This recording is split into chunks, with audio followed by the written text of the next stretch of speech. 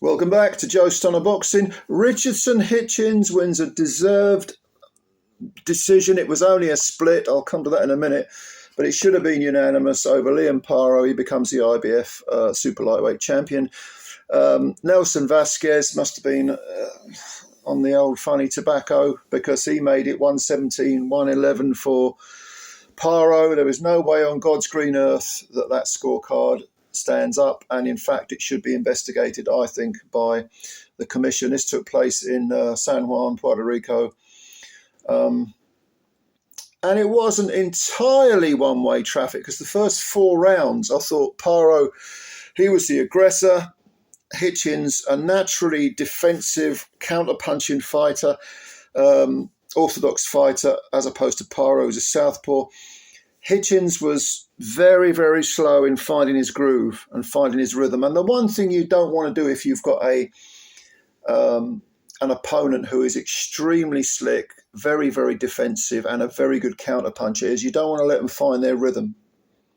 But in the 5th round, Hitchins did find his groove, and he was able to start pinging that right hand with a lot of precision and a lot of speed. Straight onto the southpaw PARO's jaw. He was landing it pretty flush. And whereas in the first 4 rounds, he was way too conservative. Look, he was firing single shots sparingly, and he was allowing PARO to come forward, be the aggressor, outwork him. In the 5th round, Hitchins took over, and he never really relinquished.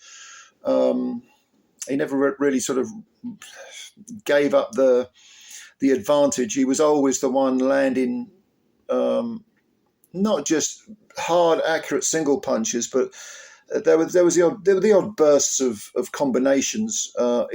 After 4 rounds, Hitchins' corner were not happy with him. They were trying to light a fire under his backside and saying, you've lost the first 4 rounds. He certainly lost 3 of them. Probably, I think I gave all 4 to PARO.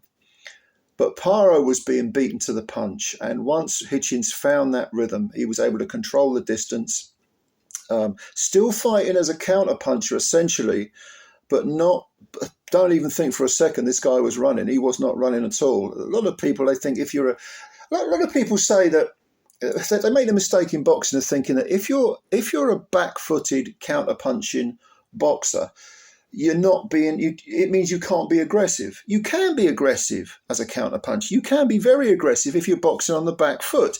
You're basically drawing the sting of the opponent, trying to make him try and feint his way in. You're controlling, it's the old ring generalship thing. You're controlling the real estate, as Teddy Atlas always calls it. And once you've got the distance and you've got your timing, you catch the guy coming in. He can't do anything. He's going to be thinking about what's coming at him rather than what he's going to deliver to you. And this is exactly what happened with Hitchins. Now, PARO never stopped trying.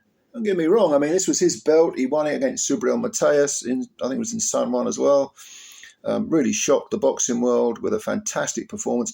And PARO's a gutsy guy, great chin, class act as well outside the ring. After the fight, he was very magnanimous towards Hitchins. He said he wins humble and he loses humble. And he said, this ain't really a defeat, it's a lesson.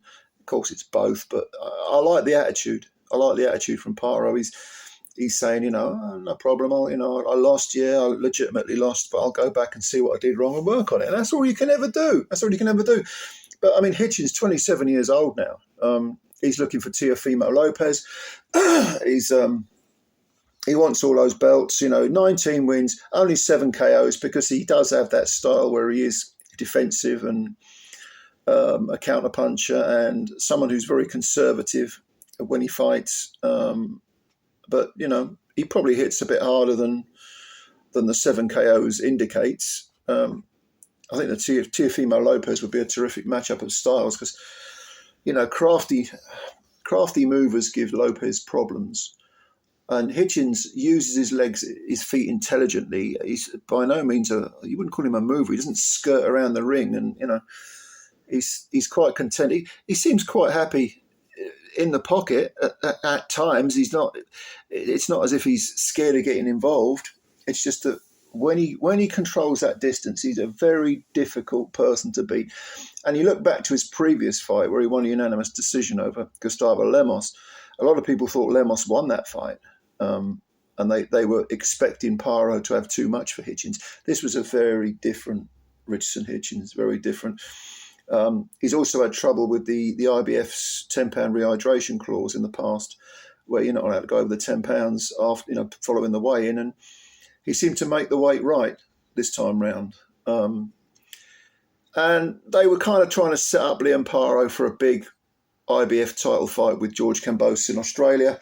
That might still go ahead. I mean, it's still a big fight in Australia, but there's no doubt that Richardson Hitchins won this fight and takes the belt back to Brooklyn, New York. Deservedly so, in my opinion. When he's on point, he's a difficult man to beat. But I do think sometimes he is, too conservative, just a bit too sort of, it shells up a bit, mentally, as well as physically. It's like he's thinking, okay, I'll be patient. The next thing you know, 4 or 5 rounds have gone by. I think that happened in this fight. It's just that his corner, there's some good corner work going on in Hitchins, with Hitchins.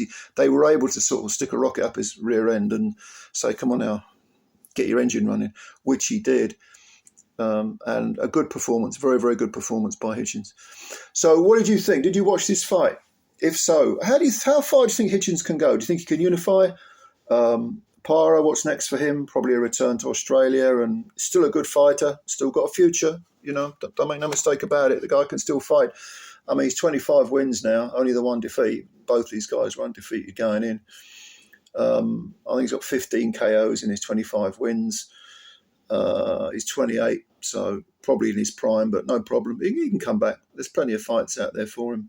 What do you think? Leave your comments below. As usual, I shall read them and answer as many as I can. Please like the video if you enjoyed it, because you're helping us out a great deal. And also, if you could subscribe if you're new to the channel, I'd appreciate that a great deal. We've got lots of videos for you to watch. Have a sift through them, see if you find anything that interests you. And thanks as always for your time, and bye for now.